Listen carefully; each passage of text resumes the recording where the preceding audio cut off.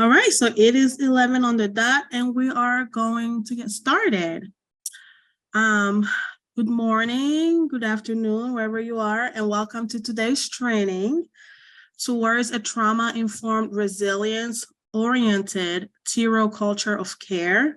My name is Clara Umbe, and I am the Reproductive Health Program Manager at the Nevada Primary Care Association, also known as the NVPCA.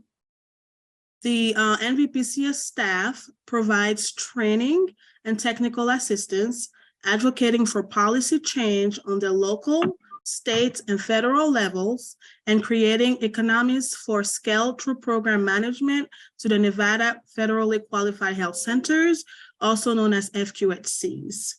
The FQHCs offer all Nevadans exceptional medical, dental, and behavioral health care services.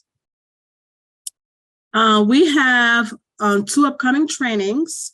One is on April 18th, and it's supporting sexual and reproductive health care needs for youth with disabilities. The other one is on May 16th, and it's healthcare's transition for youth with disabilities. These trainings have been approved for physicians, nurses, and pharmacists for CMEs, and CEUs for social workers. For additional information regarding our PCA and upcoming trainings, or to subscribe to our newsletter, please visit us at nvpca.org, or you can scan the QR code listed on this slide. Okay, so before we start, I would like to review logistics and housekeeping items for today's call. Please type your name and organization into the chat box. It is nice to see who in the community is attending this training today. And if you're joining the call with others, please also put their names into the chat. You can ask questions at any time during the call by typing them into the chat box or raising your hand and unmuting. Please remember, during the presentations, please mute your phone or computer so we do not have feedback or background noise. Also, please do not put your phone on hold or we will hear your music. This training is being hosted by NVPCA and Lumos Transforms. I want to thank their team for partnering with our PCA to offer this training. I will now turn the presentation over to today's presenter, Inkem Indefo. Welcome, everybody. My name is Inkem Indefo. I'm just going to do a quick intro. As you all are introducing yourself in the chat, adding your pronouns would be wonderful. My pronouns are she and they. And if you can also add your role. At the what clinic you work at and your role. So as you're getting that in the chat, a brief introduction about me. I was originally a health educator turned nurse and then nurse midwife. I haven't been in clinical practice since 2007 because I realized the impact of trauma on birthing families, babies, birthing people, and how it was snatching the wellness of folks. And so I really refocused my career in the areas of trauma, resilience, and stress. And since then, and I work cross-sector in healthcare, as well as education, social service, law enforcement, and the arts, providing frameworks for helping people work with trauma, work with stress in themselves, in others, so that we can create really a world where we can all thrive. So I'm very honored to be here with you today. I'm going to go ahead and facilitate what I call a connecting practice. That a connecting practice is a practice that helps us connect more to ourselves, which makes us often more connectable to new information, to learning, and to collaboration, which is a big piece of what the trauma-informed approach is. So everything I'm doing is invitational. If something doesn't feel good to you, please stop. That is not the point. And so I'm going to invite all of you, with your eyes open or closed, to turn your attention inwards. Turn your attention inwards and scan your physical body with your attention for what feels the best in this moment. What feels the best in this moment? It might feel open and light, clear, grounded, warm, stable. If you have a lot of pain, it might be just a place with less pain, but something is better. And as you notice that, notice if your breath maybe deepens a little. Maybe your muscles relax a little. Maybe the thoughts slow down and you're noticing more your current environment, feeling your body here now.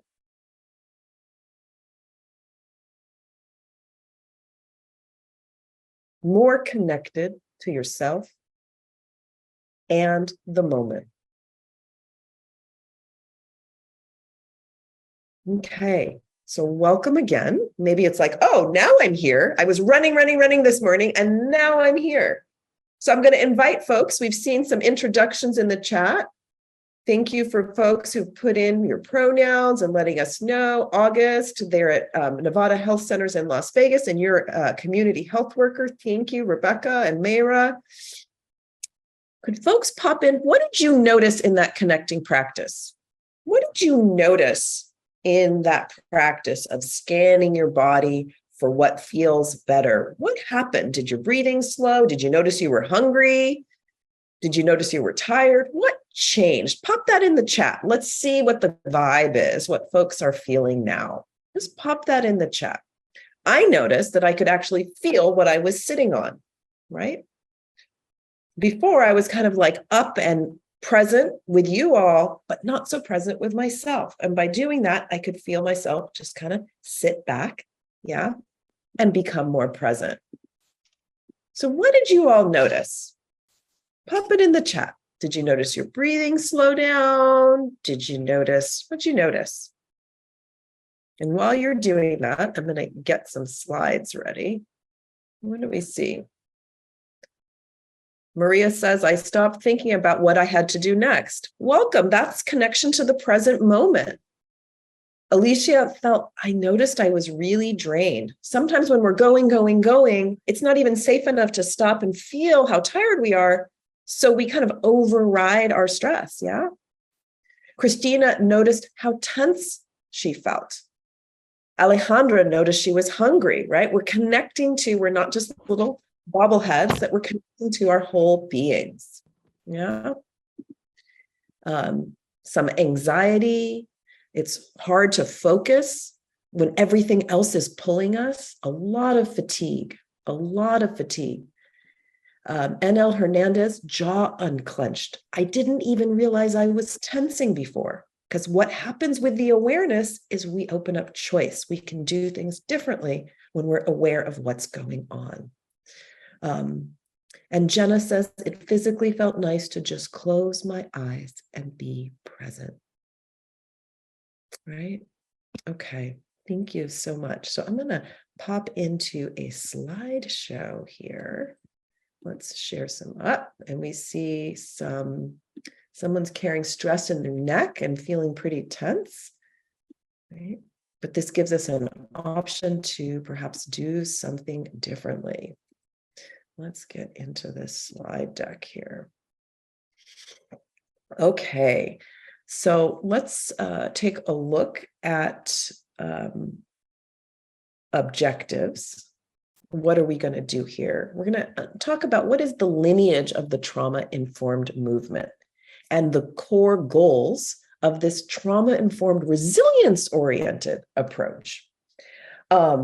Explore the interconnection between you as workforce and leaders, right? Your own resilience and how you can provide empathic or empathetic, you can kind of pick your word there, trauma-responsive client care. We're going to discuss the TIRO organizational developmental framework. How do organizations become trauma-informed, right? And what are those processes? And to identify the principles of TIRO, again, trauma-informed, resilience-oriented, the strategies in the clinical space, in the clinical setting, right? So we're going to start with some of the why, where it came from, some of the why, and then some bigger theory, and then we're going to draw it down to make it really practical. I welcome your questions at any point. I'll do my best to answer questions in flow, but there will definitely be dedicated points for questions, so feel free, pop them in the chat. If something really resonates with you, go ahead, let us know in the chat. If you have a comment that's not a question, again, let us know in the chat. When we're in virtual spaces don't have to be disconnecting if we connect. So use the chat, let's get in there, right?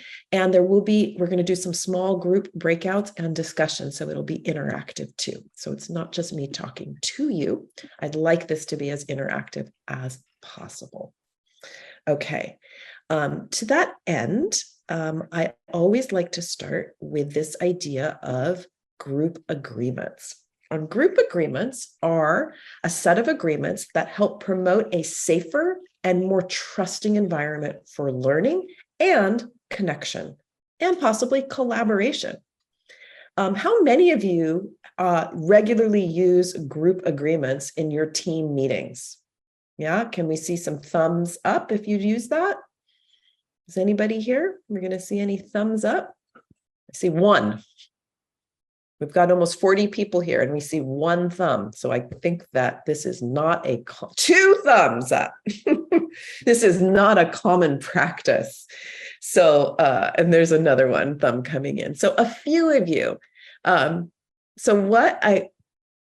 These are some really common ones. And Nancy, we got a thumbs up from Nancy. And Alicia is saying, no, but this is a great idea, right?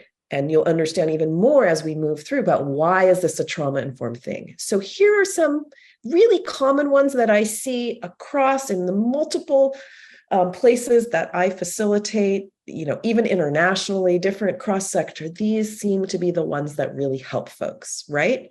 Mutual respect and care. Welcoming all types of engagement. You may feel like speaking when the time is for speaking. You may feel like writing in the chat. You may be listening or observing or processing. All forms of engagement are welcome, because often we only say you have to speak for it to matter. Well, if we're speaking only matters as much as somebody is listening. So we need to elevate the value of listening.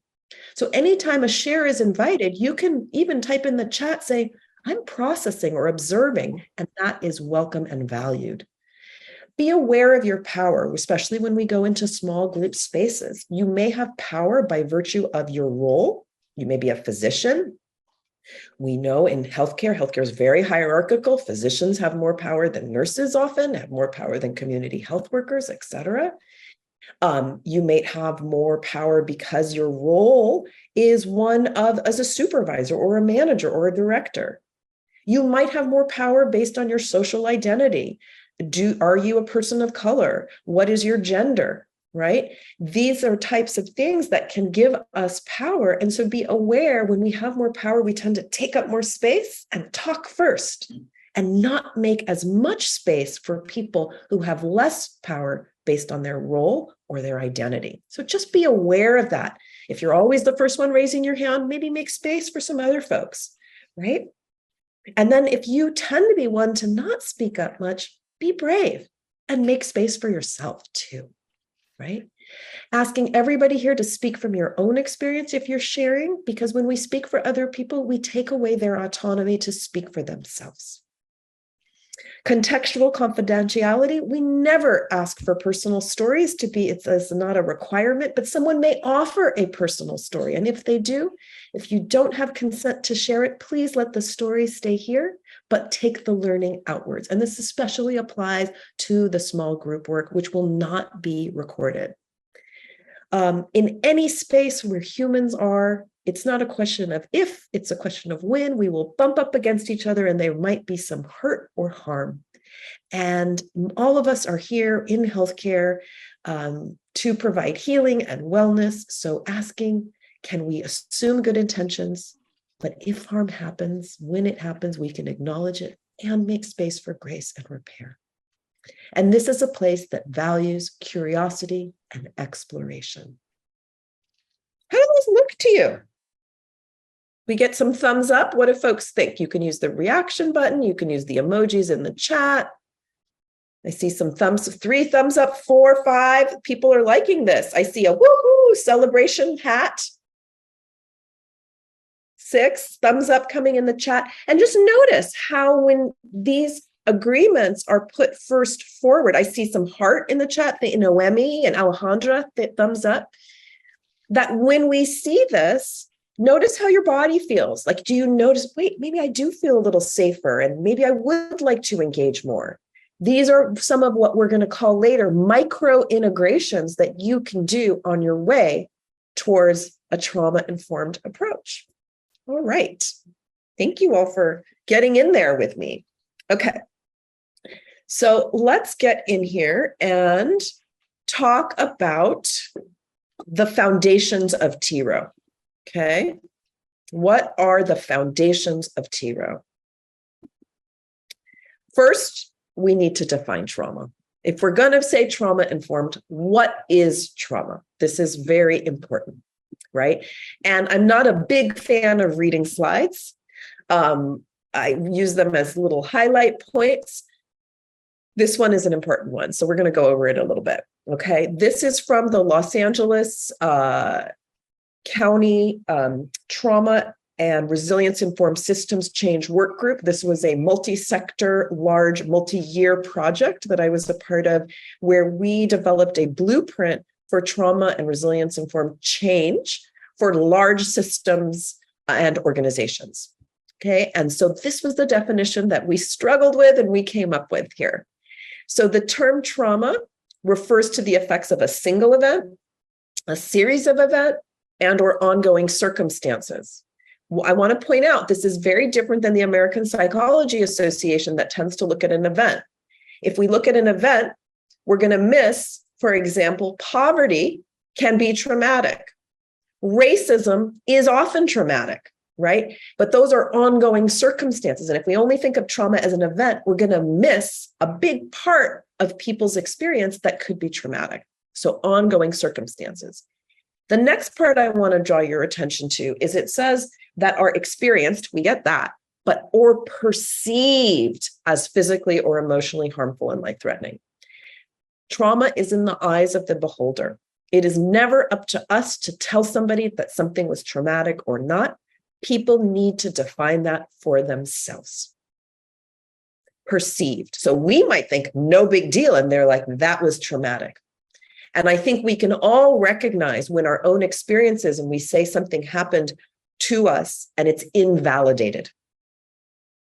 It's invalidated by someone saying, no, no, no, doesn't feel good, right? So we let people define trauma themselves. And we recognize here in the second bullet that trauma can affect individuals. It can, who actually experience or perceive, right, the traumatic events or circumstances, but also their loved ones, their communities immediately, over time, and over generations. We know some of the mechanisms for that. We know an epigenetic change. We see that also in socialized behavior that passes down across generations. And it even impacts first responders and service providers that support them. Right? So that's all of us who do work in human services, in care. And the adverse effects are wide-ranging across multiple domains. You'd be hard-pressed to find a place that trauma does not impact. And I want to point out the last bullet, that the impact varies depending on an individual or group's resources, barriers, and ecology. So I often heard conversation about, or description about COVID, oh, we're all in the same boat. Everybody's facing COVID. The fact is, some of us are in different oceans. Our ecology is different. Can you work from home or not work from home? Do you have housing that's very crowded? You're going to be more exposed versus a lot of empty and safe spaces in a back house that you can go and isolate if you were infected. So we can see how different, if you were furloughed at work and you weren't being paid, what was your financial resources? So different things can be traumatic depending on what are the resources, the barriers, and the ecology. So this is a very expansive definition of trauma. And what I want to point out is it is universal and a unifying experience for human beings. There's nobody on the planet who has not been overwhelmed in some way. My sort of short definition of trauma is too much too fast or too little for too long.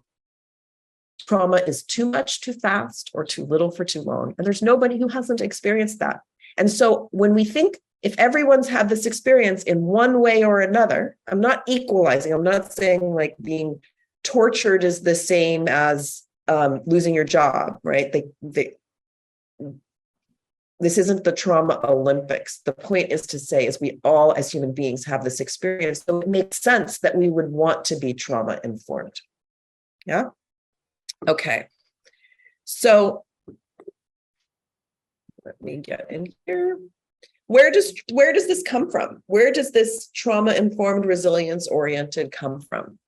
There's a lot of like multiple confluent influences that, although the substance abuse, the last bullet on this slide, the Substance Abuse and Mental Health Service Administration is the one who named it trauma-informed care or trauma-informed approach. There were lots of folks before, alongside, and a lot of factors that and movements that helped form and influence what we know now as trauma-informed care. We have indigenous, non-Western, and faith-based traditions that often have community-oriented values, right? Collective. The peer movement in mental health really brought to light where you can have system-induced trauma from mental health institutionalization. Mutual aid and peer support movements like 12-Step or the Black Panthers Free Breakfast was a reclamation of more community-based approaches. Domestic violence and sexual assault anti-violence movements, they really helped highlight the intersection of individual and collective traumas and systems of oppression like patriarchy and racism. From veterans, we learned a lot about research of the mechanisms of trauma. Neuroscience research also, new discoveries about trauma mechanisms in the body and the brain. And the Adverse Childhood Experience study taught so much. We learned about the influence or the connection of childhood trauma and adversity to poor health and behavioral outcomes later in life.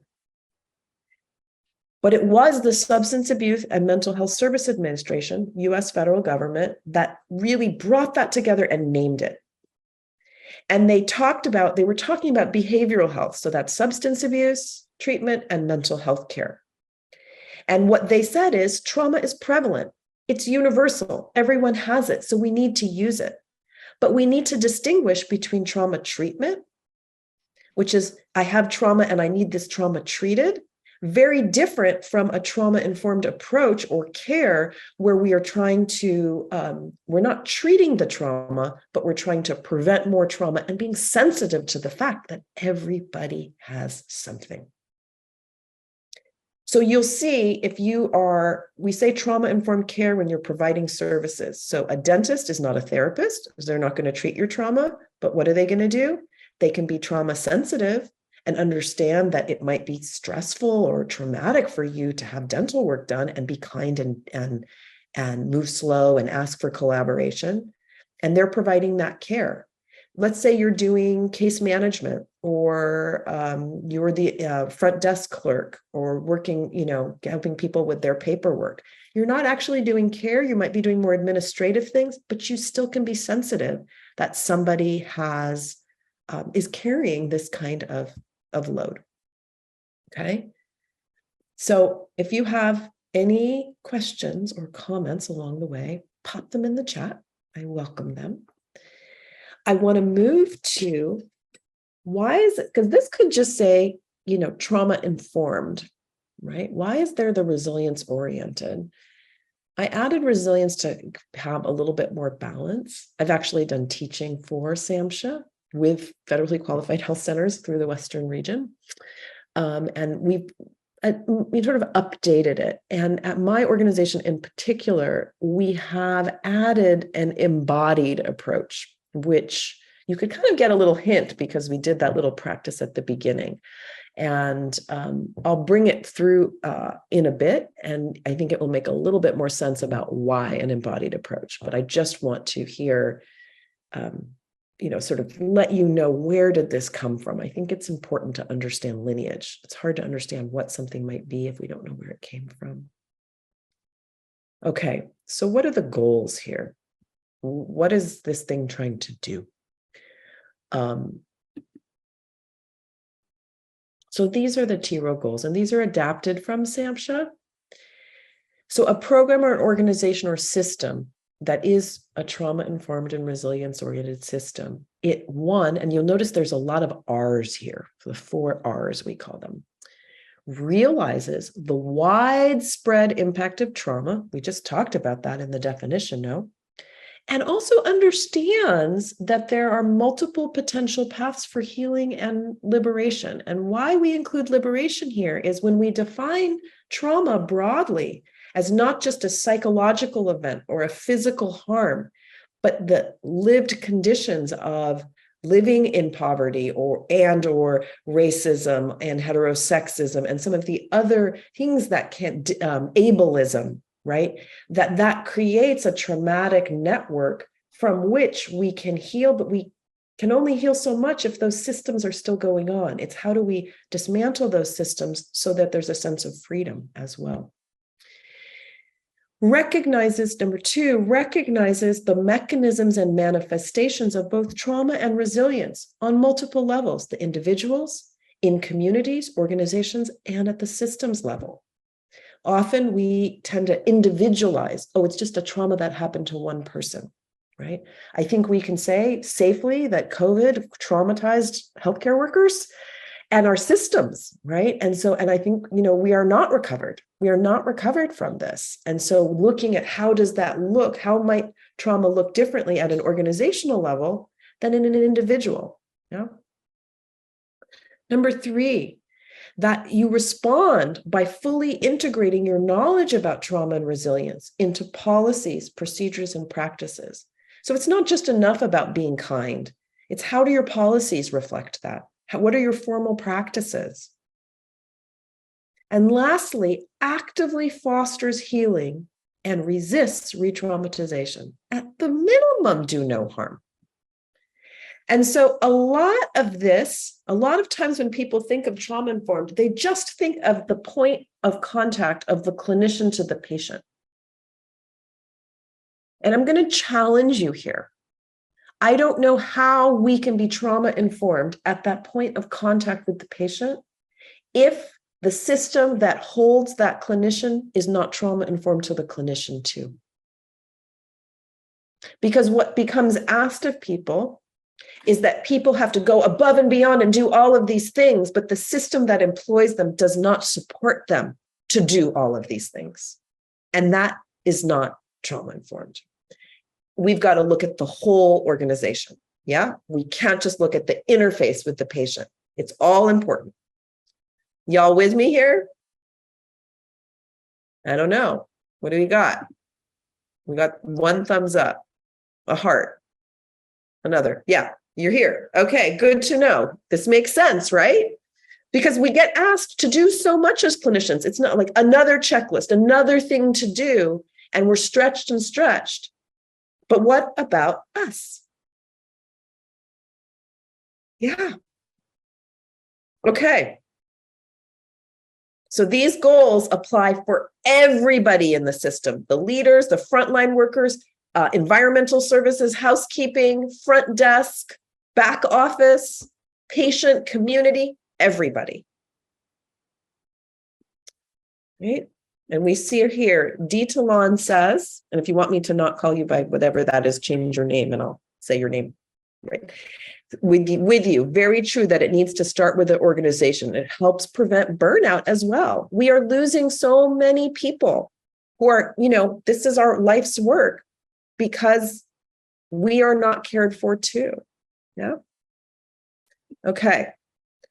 So those are the goals. We're just doing, this is the TIRO foundations. You learned where it came from. You learned the goals. Now we're going to talk about principles. And principles are super important.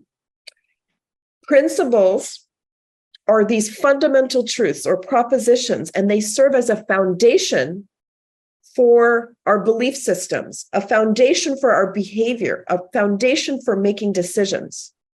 When something is very simple, you can follow a checklist. When we're dealing with complex systems with people, we need to know, how do we make decisions? On what basis? Principles help us make decisions. Okay.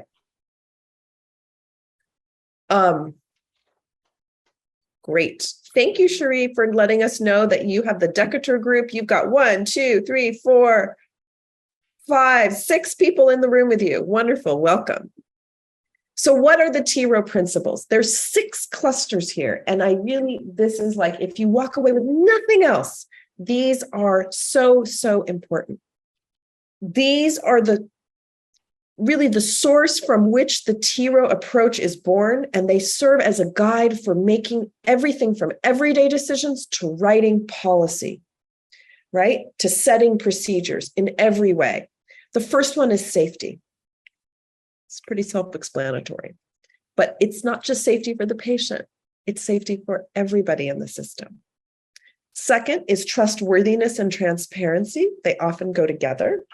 Also pretty self-explanatory. Yeah. And we're going to get into doing some work with these things. Collaboration and mutuality, right? So mutuality is a shared responsibility, right? That we hold this together, that we collaborate when we work. It's not ordering folks to do things. It's not command and control. Because if we drop down to right below that, voice, choice, and self-agency, if I'm commanding somebody to do something, where is their voice and where is their choice? One of the hallmarks of trauma is a lack of agency and lack of control, where things are done to us and we feel helpless and powerless. So it's very important to counter that with offering as much voice and choice and self-agency as possible for everybody in the system. Yeah. So for those people who are at the clinical interface, we think of shared decision-making as a collaborative process that supports, right, client autonomy or self-agency. So we can see how shared decision-making really centers these trauma-informed principles. Then we see peer support there, and peer support means not just that the patients have peer support, but do you as a clinician have peer support? Do whatever group or your colleagues, are you able, and is there space in your day, in this calendar for you to support one another, to troubleshoot at all levels? Does leadership have this? And lastly, cultural humility. And cultural humility is yes, it's about being culturally humble, but it's a very specific concept that was developed in 1998 by 2 physicians, Tervalon and Murray Garcia, and it was developed for physicians working in very diverse populations. And it has several ideas. One is that you have a personal and lifelong commitment to learning, not just about others, because cultural competency often asks us to learn about other people, but doesn't ask us to learn about ourselves. And why I like cultural humility is we all have culture. So if we say, well, in cultural competency, we're going to learn about African-American culture, and we're going to learn about different Latinx cultures, and we're going to learn, where are you learning about white culture? Because what happens in cultural competency is what's considered the mainstream, the norm, the normative is invisible. And that's actually one of the ways to replicate the problem, is that it's invisible. And so you allow it to go on and unseen, when in fact there actually is a white culture.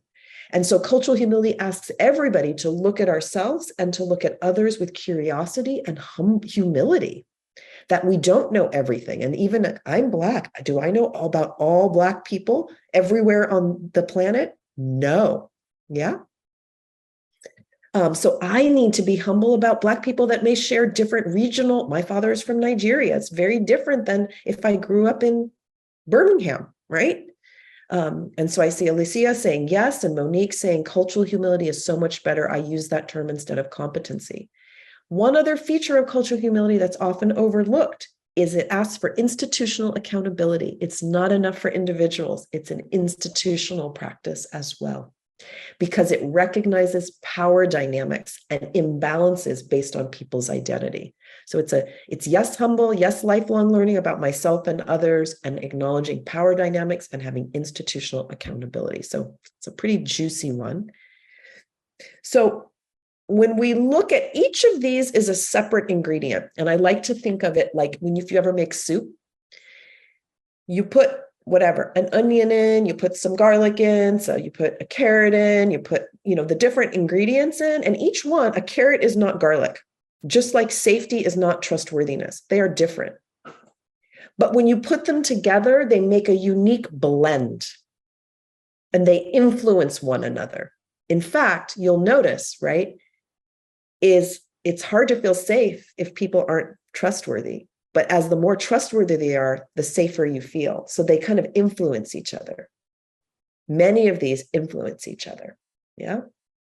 All right. Any questions about these before we get on into the next part? Any questions, comments about these foundations? We have the lineage, the goals, and the principles. No, we're all good? Okay. So let's keep going here. We're going to talk about the embodied piece, because we've covered all of that. But what I have found in my work with organizations and communities over the years, and I mean, I've worked with little organizations all the way up. I just did a multi-year project with the second largest safety net health system in the country, with 4 teaching hospitals and 26 clinics and all the healthcare in jails and probation camps for LA County, just ginormous. And what I found is it's never enough to just say, okay, we're going to do these principles, right? We're going to do these goals, and you're just going to make it happen. Because the truth is, just like I said, those of us who provide care also have traumas. It's not just the people that we're serving. Remember, trauma is a unifying experience. And that everybody, right? We just all are, gone through like COVID, and it's still going on, right? So as if, even before COVID, were you overstretched? Yes, healthcare workers are overstretched. And then you added COVID on top of it. And then asking us, hey, now you need to attend to everybody else's trauma, all your patients' trauma, but we're not attending to yours. People are at their limits. I think we need to acknowledge. And it's, how are we supposed to create safe, trusting environments? How are we supposed to work collaboratively when we're pulled in all of these ways? Because the truth of the matter, you can't create safety and trust in your head. Those are body-based experiences. If someone just says, trust me, does that work? Right? It's a whole body experience. And so by acknowledging that it's a whole body experience, that we've also been through traumas, it's that we need to know about our bodies and how to settle our own stress and trauma responses in order to create safety for ourselves and one another. Yeah. Yeah. So that we can really feel trusting, right? And so this is why I like to call it embodied trauma-informed resilience-oriented, or eTIRO. So I'm going to, there's a model that I developed that I use often that's quick. I mean, you can go very deep in it, but we're just going to do a little quick bit of it that really helps with this piece. And so we'll use that as we move further into this little session that we're doing. And so it's a model that helps develop real-time regulation skills for, it's like you know what, like when you're working in the clinic, you can't just go on a retreat or go meditate for 2 hours. You've got patients to see. So we need things that actually work in time that are realistic and practical. And so that is a big part of a few folks are unmuted. So if you see yourself being muted, that's just for the quality of the recording there. So I want to talk, many of you have seen this, right? This idea of fight, flight, and freeze. I want to make it just super practical and in a way that we can really use this to help build the regulation skills, the safety that we need to be able to provide true trauma-informed care to ourselves and each other. Okay. I'm on the tail end of a cough, so kind of a miracle I'm still going. All right. So social nervous system. We're going to go over these super quick. Social nervous system is when you feel safe, when you actually do feel safe. There's no demands, you feel relaxed. And so just super quick, pop in the chat, right? Pop in the chat. How do you know when you're relaxed? Like what changes in you? How do you know when you're relaxed? Pop that in the chat. And I know some of you are in conference rooms, so hopefully somebody has access to a keyboard. Marianne says, I feel peace inside. Maria, not constantly thinking. Beth, my mind is not racing. Calm mind, heart rate declines. I don't have a to-do list running through my head. My body feels lighter, heart is calm, able to focus.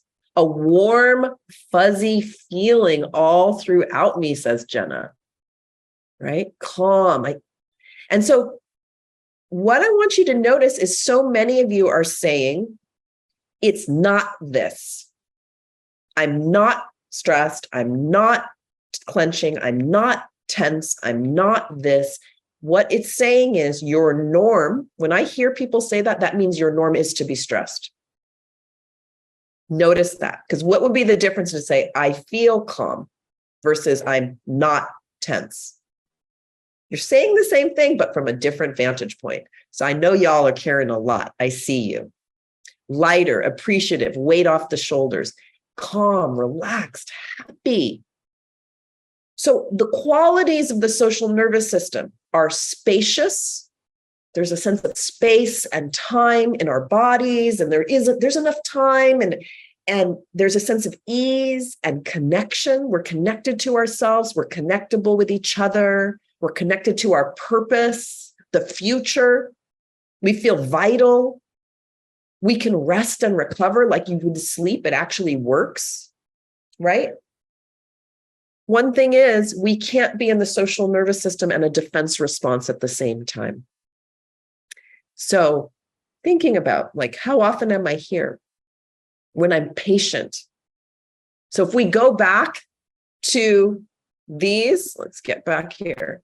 These are the state of the social nervous system. This is where we organically feel safe. We can collaborate. We're humble and curious. We're not judging.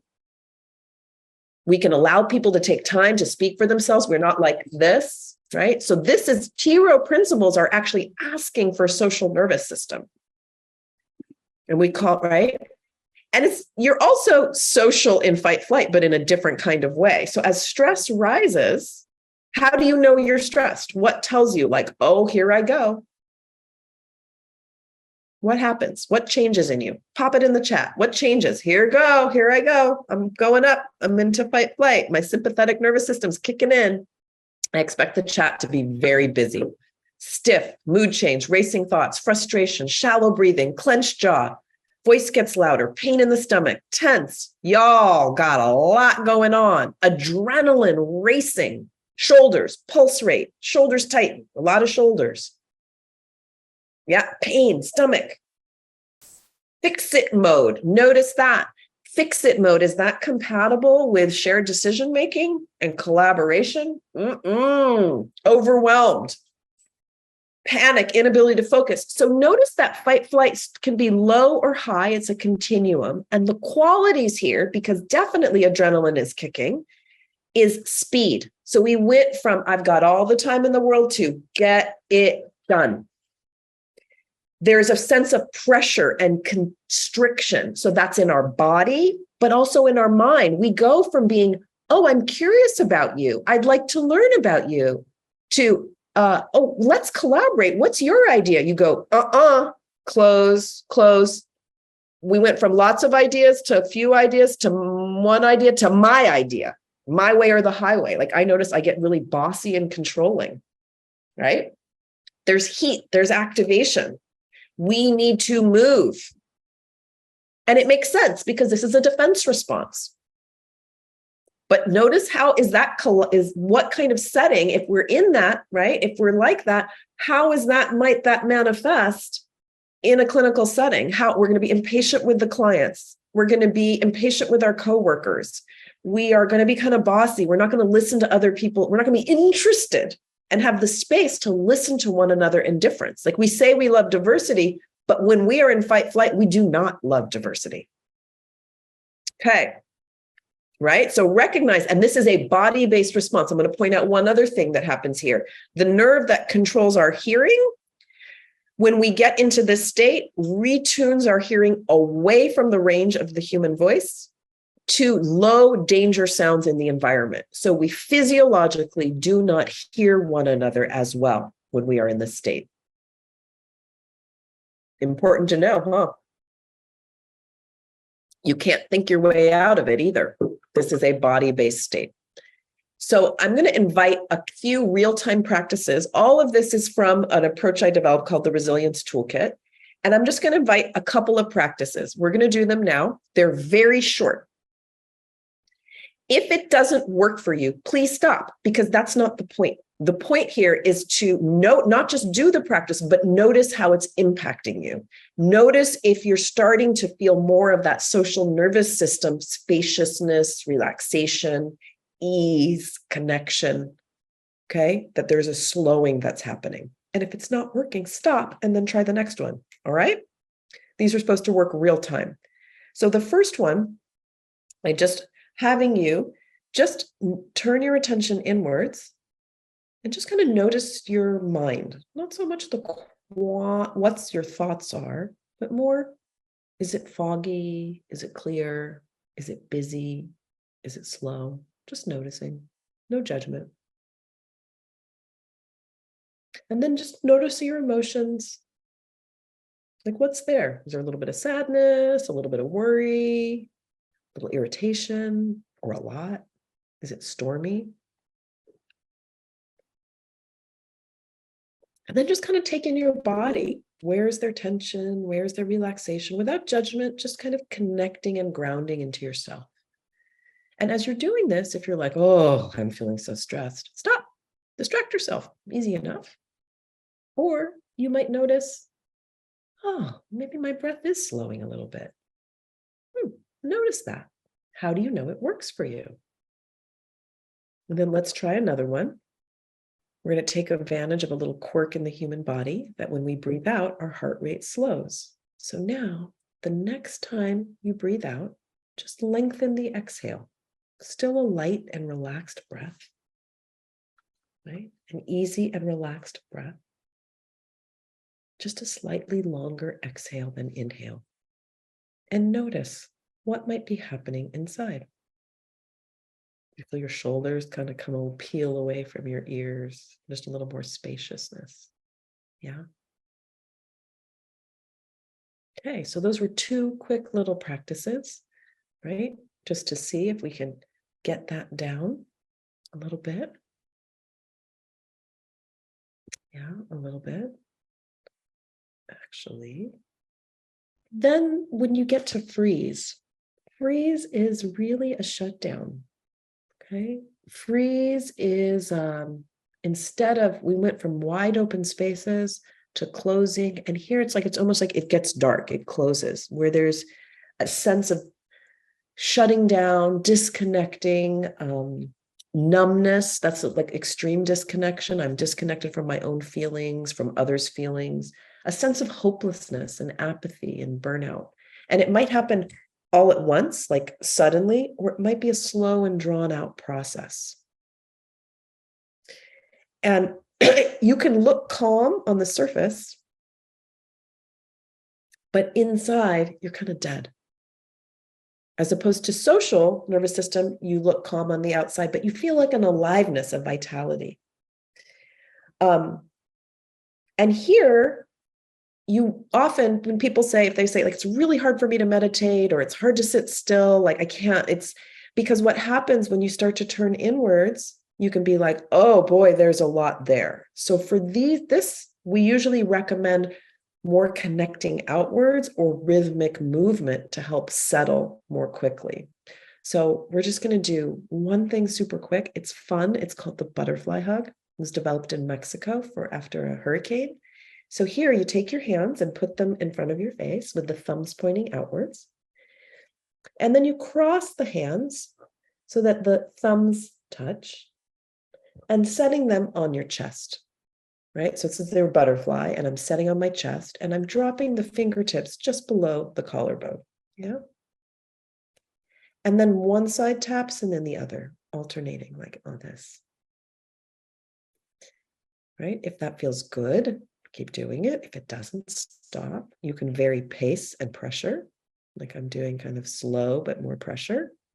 And noticing what might be changing and indicating that the stress is decreasing for you. For me, I feel my back muscles relax. And I just felt my breath deepen, right? Because this is important. If I can do a real-time, quick practice, maybe I was dealing with a very difficult client that, this client had multiple things going on. So yes, it was about family planning, but there was also some intimate partner violence. I needed to make some referrals. There's a lot going on. And I come out of that and I have just a little time before I go in and see somebody else. What can I do in the middle? Can I do just walking down the hall? Can I do 20 seconds of breath and bring myself more to a social nervous system place where I'm ready to greet the next person in cultural humility and ready for shared decision making? Big deal. Yeah. Big deal.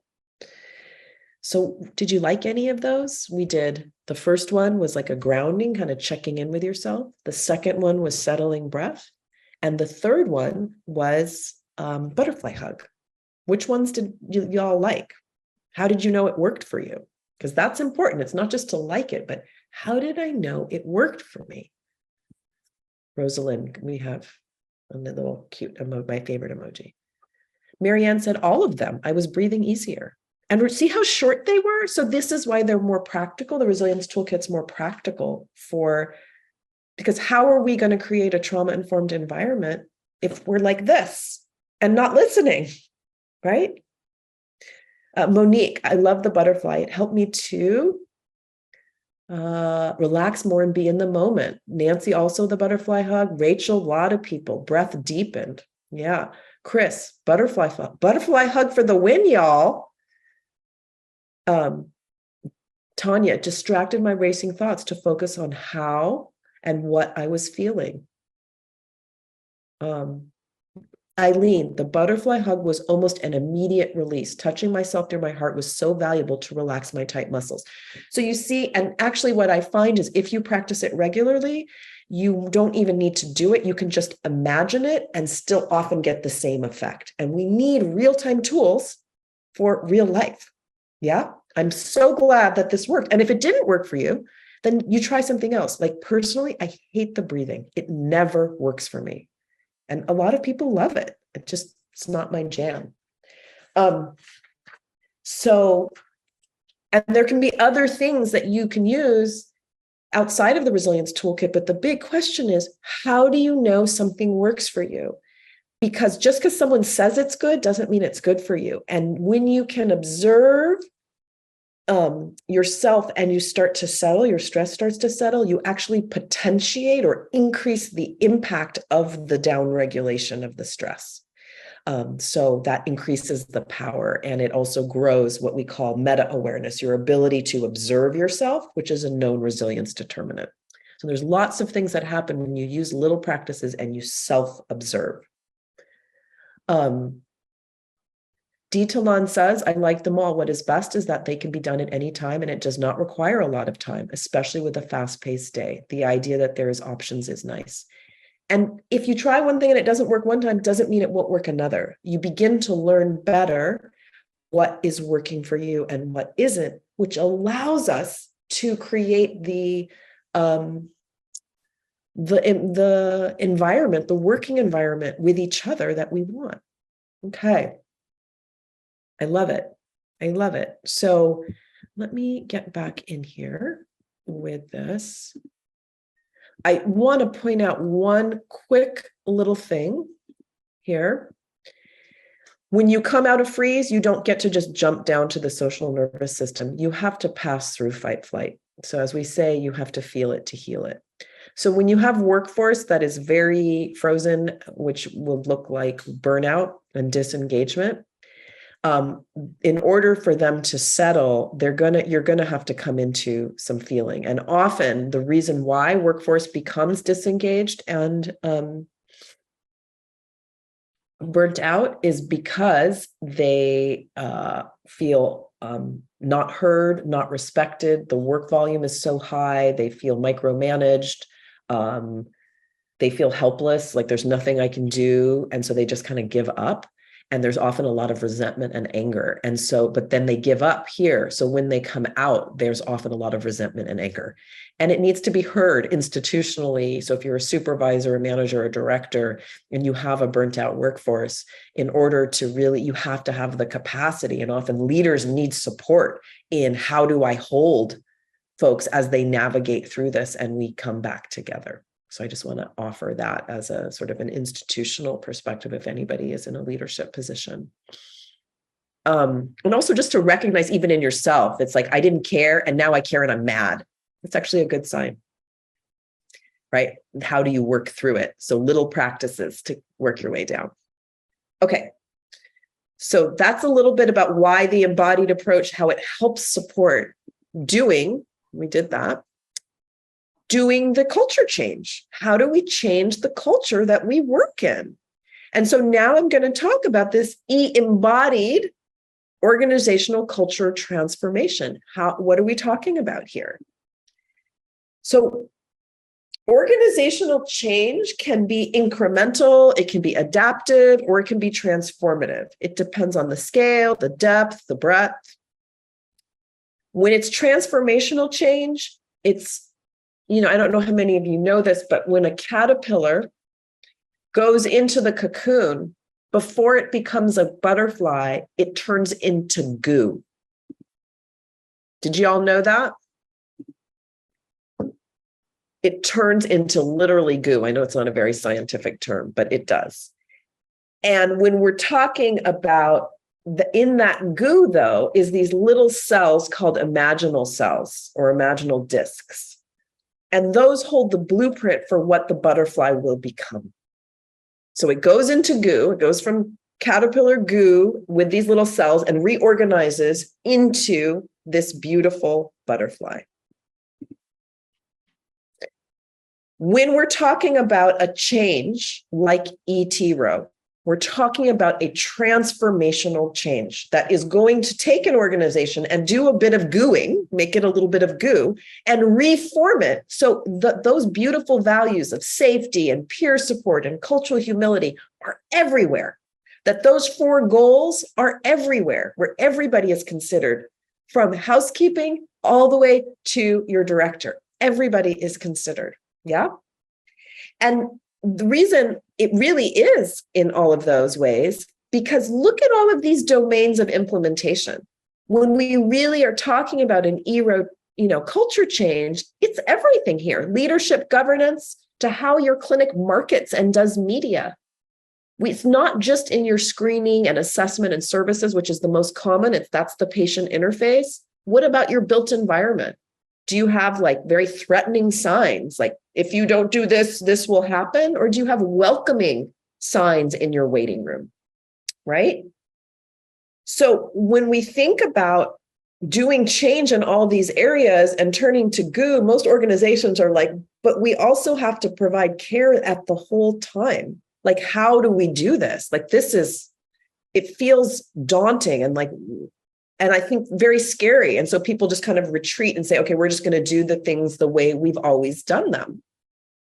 But there is a structured and strategic approach that I want to present to you today, and then we'll do a little activity on it in small groups. Remember those principles? These principles are your imaginal discs. That if you're in, like, let's say you're deconstructing a whole policy and you're like, this policy, we're going to like really just pull it apart. But now we have all these pieces, and how do we rebuild this? And you say, well, if we center patient, clinician, staff, and leadership safety, how might we rewrite this policy? There's your imaginal disc that's reshaping the butterfly you're about to become. Okay? So these are so important when you're making decisions. And I want to say that each of you is also an imaginal cell. With your knowledge, your skills, and your presence, you have the opportunity to reshape how you relate to one another in every interaction. Every email you send, every client interaction, every performance review. Are you in yourself in a more settled place? Are you using these values in how you interact with folks? And so even if you don't have formal authority, you're not a supervisor or a director or a manager, you still interact with people. And this gives you, right, actually quite a bit of power, not as much as if you have formal power, but some power in how you move through your day.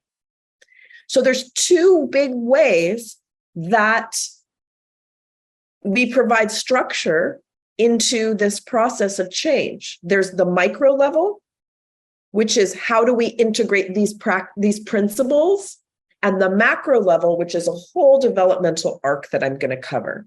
Okay. So at the micro level, this is this idea of taking those principles of collaboration, for example, and implementing it into your actual change efforts. So let's say you want to make a change in how your clinic signs are and what your waiting room looks like. You're saying, we're going to make this more trauma informed. But even in the process, you say, okay, as we're doing this process, how could we make this more collaborative? I think if we brought in patients to actually tell us what they want in the waiting room, and we had like a little work group, do you see how you took that principle of, right, directly from the list of the 6 principles, and you're actually putting it into the redesign of your waiting room, right? And that is super transparent. Also, you can say like, look, we are making this decision and we want you to be part of it. Good. So there's transparency. So the benefits of doing these micro integrations, that I call them, is that you learn more about the principles as you use them. As you actually collaborate, you learn more. What does a collaboration feel and look like?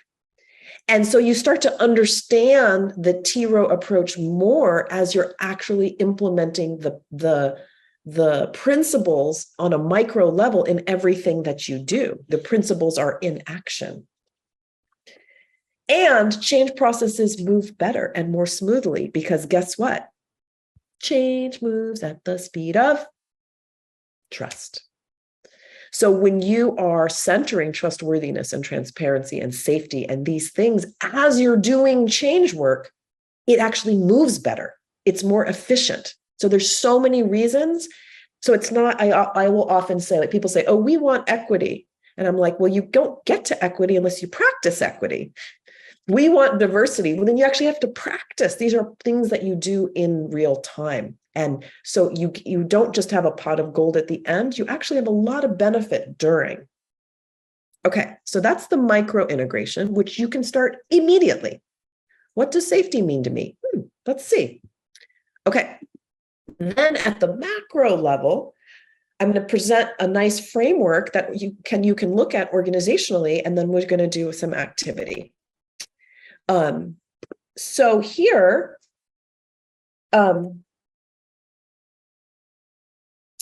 Let me just see, we're doing pretty good on time. I'm just looking, so make sure I don't rush, and we're covering a lot of material. So this is the organizational developmental process. And you can see there's 4 stages actually, like sort of TIRO aware, sensitive, responsive, and informed. I think a lot of people think, we did one training on trauma-informed and now we're a trauma-informed clinic. I think when I'm done with this, you might realize, no, actually, it's a little more complicated. So I'm going to talk about each stage and what sort of the activities are in each stage, and sort of think about, as I do this, where is your clinic? Where is your clinic? And it might not be even, right? Like in your waiting rooms might be atrocious, or they might be gorgeous. Your client services might be very trauma informed, but your leadership is not so much, right? So there might be in some areas more than others, but as I talk about this. Okay. So to be TIRO aware, what happens here? This is when your clinic, your organization becomes aware of the prevalence of trauma and its impact. So kind of, like everybody knows this is how we define trauma, and everyone's like, oh yeah. And how is there a lot of trauma in our patient population? What about our workforce? What's happening, right? So really understanding it. And it's the early development of what I call the abiding why. You provide reproductive health care. You actually don't do trauma treatment. So you might say, why? Why do we have to be trauma informed if we're not providing trauma treatment? The abiding why is when you realize that you can't actually provide good reproductive health care without being trauma informed. You realize, oh, yeah, this is actually what lets us do the shared decision making. This is what lets us do all the things that we know are the hallmarks of patient-centered good care. So it becomes everybody's business. That's the abiding why. Like, I know why, through thick and thin, why this is important. And you want everybody in your organization to understand that. It's super important that you recruit senior leadership. If senior leadership isn't on board, senior leadership is what controls budgets, resources. I think of resources. They control time. Like, they're the ones who can say, you have dedicated time to do X, Y, or Z. They're the ones who control funding and resources for training and work groups to meet and be able to, or maybe if you need a consultant for technical assistance, right? So you need senior leadership on board. Then, and if you have questions at any point, really pop them in the chat. I've been doing my best to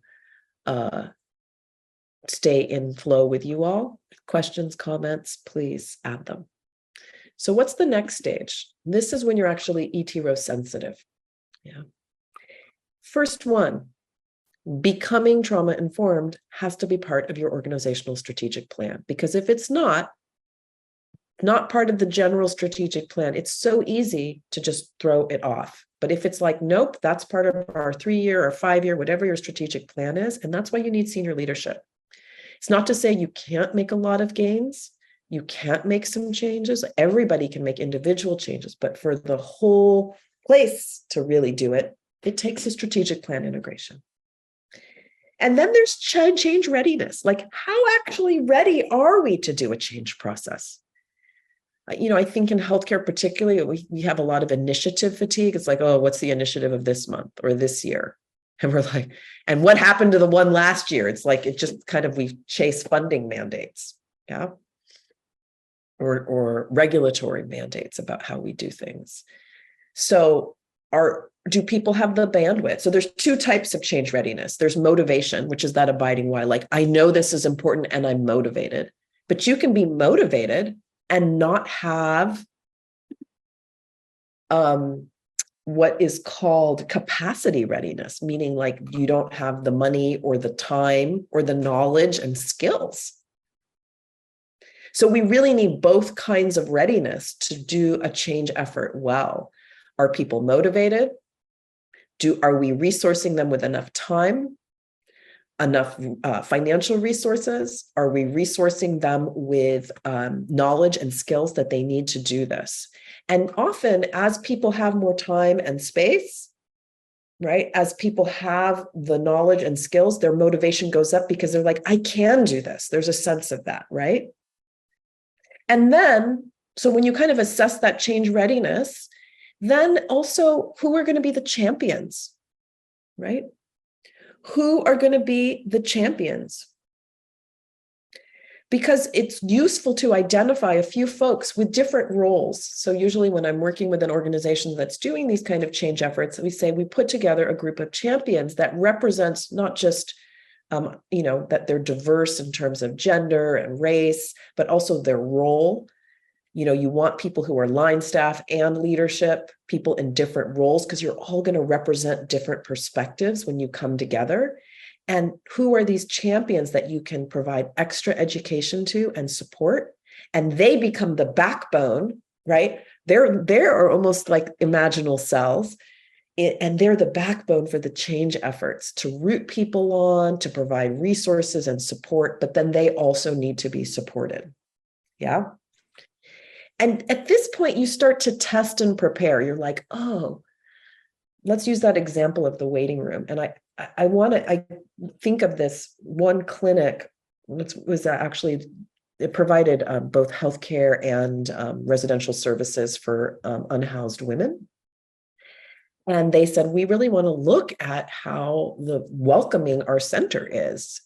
And so they said, we're going to test this out. And they included the previously unhoused women, the program participants, in the signage committee that determined where the signs would be throughout the facility.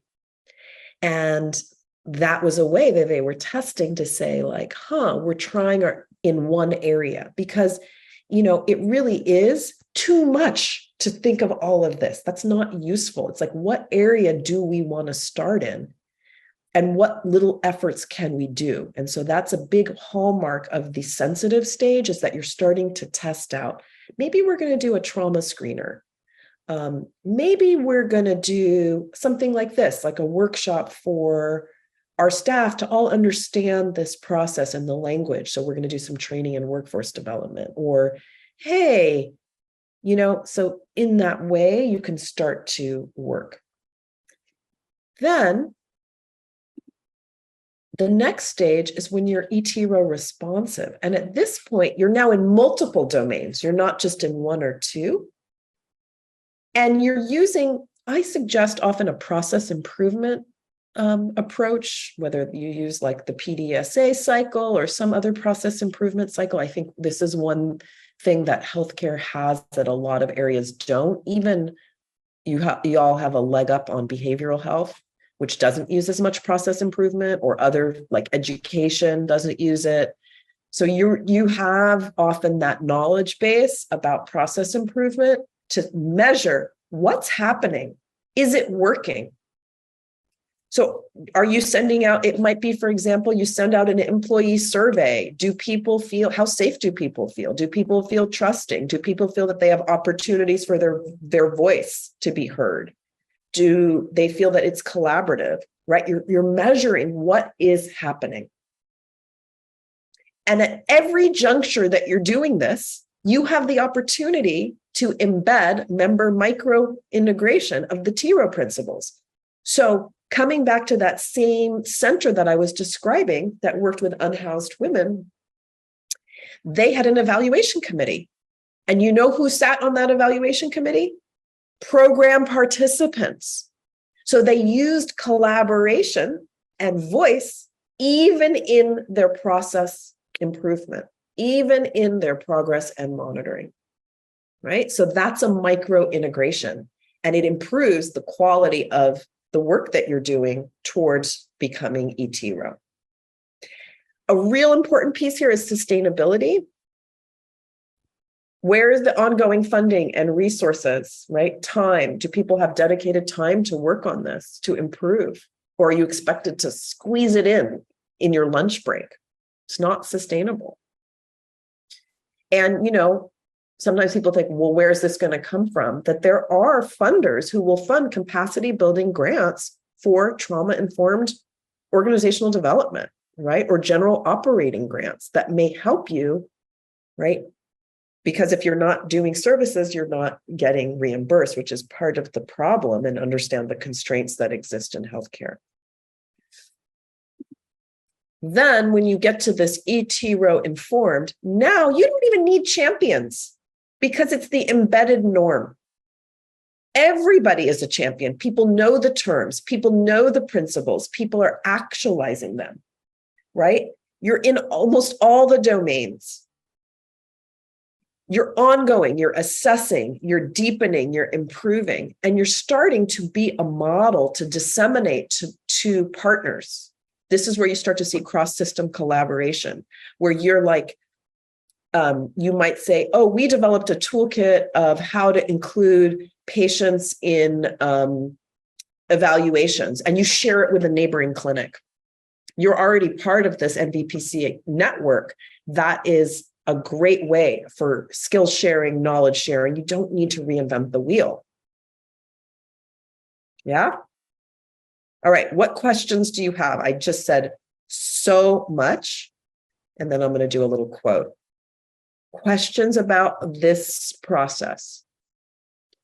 This is the macro, and remember the micro is how you do the principles in every little interaction and in the bigger, the macro. Questions, comments? If anyone even wants to raise their hand and ask something verbally. I'm going to do a quote here. And remember, I said I'm not a big slide reader. This one's important. So this comes from the Missouri Department of Mental Health. You cannot implement TIRO, right? It is not a program model that can be implemented and then simply monitored by a fidelity checklist. Rather, it is a profound paradigm shift in knowledge, perspective, attitudes, and skills that continues to deepen and unfold over time. This is another plea. We can't make this change in our heads. This is about how do we do this in our bodies, in our whole beings, not just one person in a silo, but how do we do this for the relational fabric of our organizations? Okay, we have a question from Mary Ann. D. Talon says, not Apple for me. It was nice to see the stages of change being brought up in this. Great. And Mary Ann asks, do you feel that senior leadership is most important to make this happen for a culture change? There is a thing of formal and informal leadership. Informal leadership, and we all know in any group of people, there's the influencers. People kind of look to them for ideas, they have a lot of social influence. I think you can make some culture change is if you don't have formal leadership and you have the informal leaders, but it tends to be more bumpy and less well-resourced. So it's more difficult. We can change how we interact, but it's hard. Like if I'm changing how I interact with patients and my colleagues, but my supervisor is still using a very old school, non-trauma informed way with me, very judgmental, punitive, it's going to wear on me and it's going to be hard to maintain that. So you can make some, but you're going to be limited because without formal leadership, how can you change policies, formal policies, right? So there's going to be limitations to what can happen, but this is a process. And so sometimes you start where you can start. Oh, Ditalon, you meant no questions, not applicable. Okay, thank you. And then Alicia asked, do you have any recommendations on how to approach leadership about implementing? So remember when I said about the abiding why? Let me actually come out of here and see if we can go to gallery. When I talked about the abiding why is this important? So you're talking about motivation. When you can help leadership understand, there's various different, you can use either gain points or pain points. So gain points are like things that you could gain, right? You could have a workforce that feels more rejuvenated, more connected to their work, more able to do collaborative shared decision-making. That's like gain, like all that you can gain. Or you can point out, we have a very burnt out workforce. Like for example, if you have the approval to run a workforce engagement survey and you find, oh, wow, it's pretty bad. And you understand that you can present this as a way, a sort of win-win. It improves workforce well-being and can improve at the same time the delivery of care, because people who are, engaged, connected, feel safe, provide better care. So if you can make that that line of reasoning to show that when we do this, it's win-win for everybody. And leaders themselves are really burnt out. It's not working. This healthcare system is not working for many people. And so leadership is often lonely. They don't have peer support. So when it's like, oh, you're included too. So I do a lot of work with leadership coaching, leadership like consulting, and let me tell you, it's not great on that end either. Eileen says, love the definition of implementation. I have heard one should expect 3 to 5 years for implementation. Many deliverables are set for 1 to 2 years, and agencies feel they have failed, but they have not done due to the timely process. With a full resourced, with a fully resourced and clear implementation plan, you're looking at 3 to 5 years. Without that, and that means people have dedicated time, you do the champions, you have the process, improvement models, all of that, you're looking at 3 to 5 years. If you don't, I've heard 17 years. 17 years.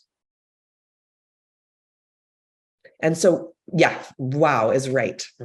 And so what does that mean? And I think so many of us at the clinical interface, when I worked at the clinical interface, I felt this pressure to be a kind of way, but no, I wasn't supported.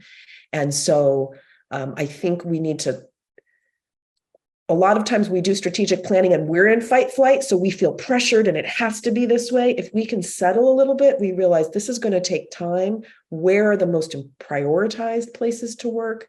How can we do micro integrations that can start without really very many resources? And what might this look like in a pace that doesn't add undue stress? I think it can be done because I've seen it done. It just takes longer. But you're moving, and because you're doing micro integrations, it actually feels better all along the way. You're not looking at the pot of gold at the end. Okay, let's do a little group practice here. So I want, this is this idea that I'm going to send you into some small groups. And this is an opportunity for you to practice with micro integration. So regardless of where you are in terms of authority or role in the organization, we can all do micro integrations. And this is about the TIRO principles of collaboration and mutuality. And it really can touch on many different domains, because you can collaborate in leadership, you can collaborate on policies and procedures or stakeholder engagement. There's a lot of places that you can collaborate. And so I have some discussion prompts here for you. Let me put this up here.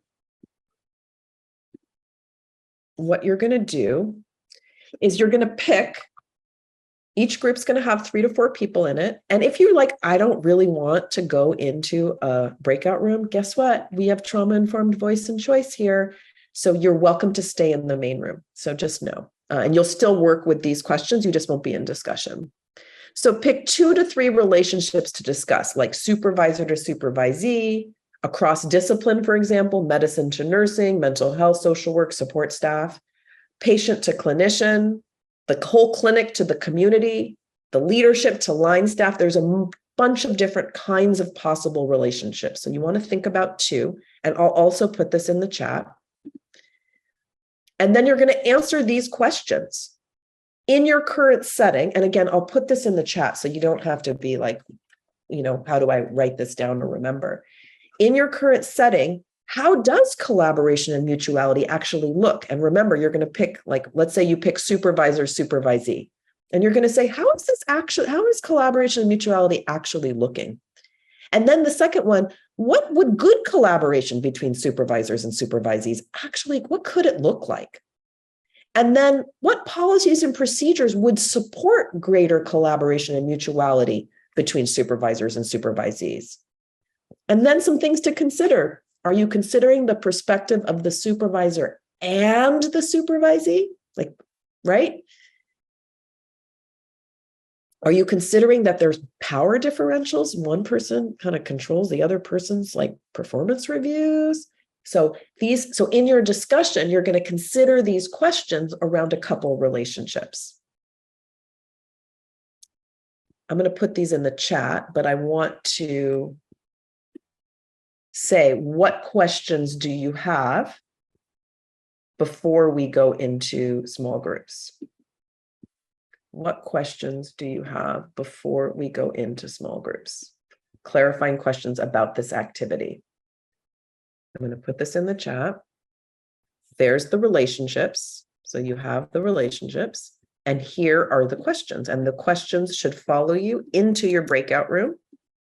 So we're going to go in, we're going to open the breakout rooms. If you find yourself by yourself in a breakout room, please do not move. We are going to go through, and if we find anyone by themselves, we're going to zoom you in to make sure you're with a group. Okay, so you feel free to stay in the main room or join a breakout room. They're open now. We'll give you a notice when we're halfway through, and again a few minutes before coming back. About 15 minutes in combo. Okay, so about 15 minutes. Folks should be zooming back.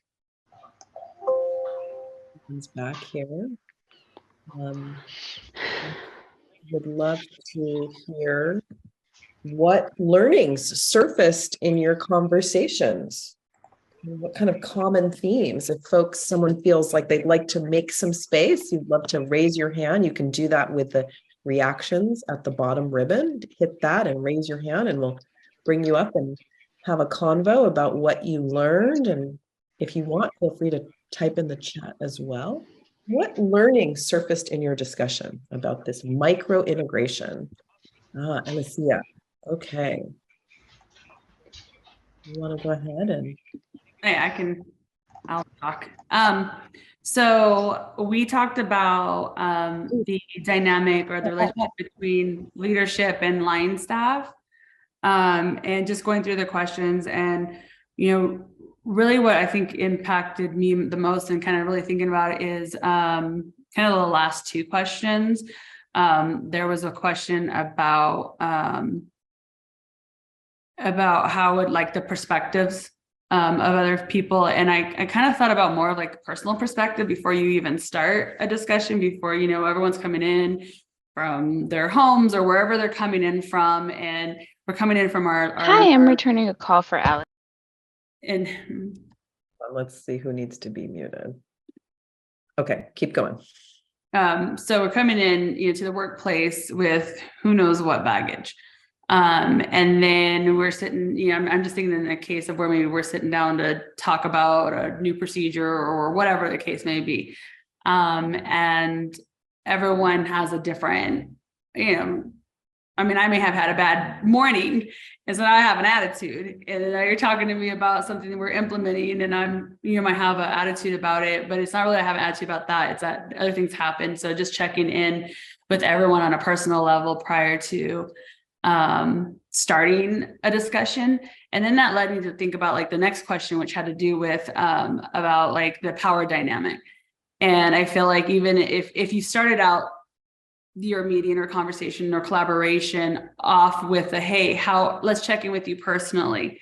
I feel like that levels the playing field. And so now I'm looking at you, we're all looking at each other as humans. We're all being upfront and we're being transparent about, hey, I'm a little tired today, couldn't sleep very well, or someone cut me off this morning, or I got pulled over or whatever. So I'm kind of in a mood, but then we're all talking to each other on that level. So I'm seeing you as a person and not as a higher up, a CEO or something else like that. So anyways, there's a humanizing that happened. And so that it's hard to do mutuality when you don't see each other as humans.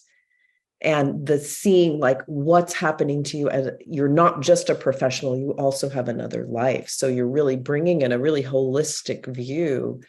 And so do you see how just that micro integration of that, like, just changes the perspective, right? Absolutely. Beautiful. Yeah, thank you so much. Would anybody else would like to surface what they learned in the conversation or comments that may have arisen? Maybe you talked about two different relationships, so you noticed that some things were specific to one or generalizable. What else? Who's going to be brave? I think for us, we touched a little bit about humanizing, how that's important, especially with like if you are in that hierarchy. But a big thing that also stood out was we brought up mentoring. So how impactful that can be for anybody, whether it's like little kids, teenagers, people out of the system, people, just anywhere. And so if we had that in an organization, right, especially with somebody who's newer, like, hey, you're going to be the mentor of this person, it really creates like a good rapport for somebody to be comfortable and talk to them and get questions clarified in a comforting perspective. And then we also talked about how that increases like a spark for discussion. So when people are together, like, hey, let's do this training together. Now there's a spark outside of the training where it's like, hey, I learned this today, or let's try A and B. Or even if you didn't know something, like I think the example I talked about was the stages of change. So if somebody is like, oh, that's cool, what is that? Now, even if you don't know about it, you start looking into it, and maybe you can have that discussion with like your colleagues during break or outside of work or whatever. Like, it's just something that keeps it going. I love it. So what I'm hearing is almost a formalizing of that relationship by creating mentoring. So that's that third question, what policies and procedures would support collaboration and mutuality, is actually maybe even having a formal buddy system, a formal, like whether it's peer or you're like, when at my organization, when someone starts, we always give them a buddy, like a culture buddy, to like, who do I ask this question to? Where did this, right? And so it can be both informal or formal, and it just opens the pathways for collaboration and increased learning and support. Beautiful. So a lot of times when you think, remember when I talked about the goo? And you think, oh, it's so much. How do we, like, you already just in this little 15-minute conversation came up with a really concrete, trauma-informed change that you can make. Like, you just wrote maybe some policy. Wow.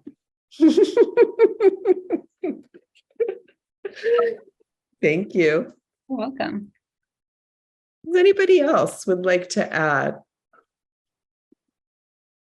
what came up? And Alicia loved the mentor idea. So this is, again, how together, even the collaboration of this hive mind here, what is possible. Hi. Yes. Can you hear me? I can. Is this Mayra? Okay. So our IT situation is a little suspicious. So All right. I don't know if you guys could see us, or it was just us mirroring you guys. I think but you're beyond mirroring. that, yeah, we'll fix it later, one day at a time. Okay. But I think what we looked at is, how do we interact with each other, how our supervisors interact with us, our support staff. And I think for us, it's about like integrating small moments to where we could really understand and work with each other. Whether it's like, a temperature check with a survey, or just even taking a few minutes from our morning huddles just to be like, hey, what's going on? How are we feeling? Just so that way we're really respectful and responsive to the fact that, what people ask from us and what we ask from each other can be a lot and can be really rough and ready sometimes. And just being mindful. And I think what we really want to integrate is just a thought and a flow and ebb of just mindfulness for one another and respect for one another. And how that, I'm going to actually, because I think it is just mirrored, is how that can grow the sense of team cohesion, the sense of safety, that Like I see a lot of organizations will come to my org for help with crisis. And we're happy to support folks in crisis, but what you're talking about there helps build like resilience in your team. So when crisis strikes, you have strong relationships. That collaboration has been a part of, and the caring about the humanity of one another has been part of how you move. So you're going to weather a storm with greater ease. Yeah. Yeah. Ditalan says, for the record, I was just the speaker. The mentorship idea came from another person in my group. Shout out to her as she is trying to do this with her team. Teamwork. This is the collaboration. And when you actually have, with cultural humility, and we really invite the voices of people who are different than us, there are so many more, and we're settled, because if we're still stress activated, we just push away ideas. We're closed. We're not generative or creative. When we're more settled and connected, I fully believe that all the answers actually lie within you and between you, just to be able to access them. And so making these changes, while it's like, oh, culture change seems huge, you can also do concrete things in little micro bits. So I love this. Thank you. So this is just a super brief exploration of one micro integration of one TIRO principle cluster, right?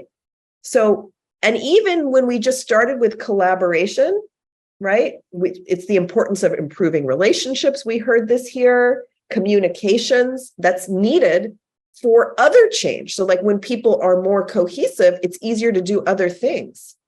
And it touched on a number of domains. We heard some leadership here. We heard, right, like mentoring to provide, growth for the workforce. So it could touch on, we heard policies and procedures could be touched on. So you can actually have collaboration touching in many different domains. And in this, just like this was a little sample, I just wanted to show you what it might look and feel like. You could formalize this saying, we are just going to have an ad hoc conversation in our whole organization about this topic and generate some ideas and put some work groups together to carry them out. Or you might say, we want to create a standing committee or a standing work group that's going to meet regularly and going to tackle these issues with input from the whole organization. And as they come up with ideas, getting feedback from the whole organization. So there's a lot of different ways to use this kind of practice maybe you have existing work groups that are working on, workforce. Maybe you have a wellness committee, for example, and they might say, oh, let's take up some of these ideas. So a good starting point is these micro integrations, right? To build some of the change readiness, some of that because a lot of people think, oh, it's trauma. This is going to feel bad. And I want you to know, and I hope you felt, that it can feel good when you build safety, when you build trust. Like, in fact, those are places we want to work. And so that helps build the motivation for the change when you realize we're not trying to do something that's going to make it harder. We're actually trying to do something that's going to make the work more joyful, more sustainable. And asking along the way, what knowledge and skills do we need? What are the resources that need to be identified? Where are they? How we can leverage them? So those are conversations along the way. Hey, we have this great idea. Who's the person who can make this happen? How can we make this happen? What do we need? Oh, we identified, we think we understand this, but we need more information. Is there technical assistance we can get, right? This type of thing. What can NVPCA provide for? What can we learn there? So this was a little introduction to the TIRO approach, embodied, trauma-informed, resilience-oriented, thinking of it as a whole systems change, but also us as individuals, what we can do in every interaction with colleagues and with patients. I would love to know, as we're closing, what you are taking away from our time together. It might be an idea, a hope, an emotion, a commitment, a question, or you might still be processing. I'm going to put the question here in the chat. What are you taking away from our time together? Mayra says, we have a lot of work to do. I hope it's not feeling overwhelming. What else are folks taking? Let's get these into the chat, and so we can kind of have a sense of what folks are taking from our time together. Again, a hope, a commitment, a feeling. Stacy says butterfly hug. Rebecca says butterfly hug as a new focus and calming tool. Fantastic. Simi says resilience toolkit. Alicia, the butterfly analogy, the goo is good. Yes, and a thumbs up for the butterfly hug. Y'all really liked that one. And if that helps you in 20 seconds settle, you have more access to your own resources. Yeah, Simi also liked the butterfly analogy. We go into goo and that can be stressful, right? And what do we need to reorganize and do this transformation in a way that's not re-traumatizing, yeah? What else are folks taking? Do you have a new commitment? Was there a new idea that you were like, that you want to think about or research? What else? Alicia, humanize first, then get down to business. I love it. Rachel, agree on the butterfly hug. The quote, change moves at the speed of trust, was so deep with the heart. Marianne, culture change takes time. Change moves at the speed of trust. I need to remember that. So when we are more settled, we do the butterfly hug or whatever we need. We can be more collaborative. We can be more open and listen to one another. We can build the trust that we need for that change. All right. Well, if there's anyone there, Noemi, love the trust quote too. Monique, continuing to work alongside community in a mutuality relationship. I want to make that commitment to myself. I also enjoyed the butterfly hug. Ditalon, learned a lot, took some notes, good reminders of grounding, how it needs to start from the top, the trust example, and how it's a body thing. How gray is profound, and overall remembering we are human. We are so human. All right, with that note, I want to thank you all for your openness and your engagement. And if you need, my contact information here, and you'll also get the slide deck, which has this as well. There's some contact information, our website, and my email. I'm a little slow on my email just because there's a lot of it. It was really an honor. Thank you. May you all be well. Yes, thank you, Income. And thank you everyone for attending today's training. You will receive a survey on this session. And we would appreciate if you could complete the survey. And if you have any further questions, please feel free to reach out to me, Clara Umbe, at cumbe@nvpca.org. On behalf of the NVPCA, thank you for joining us and have a great rest of your day.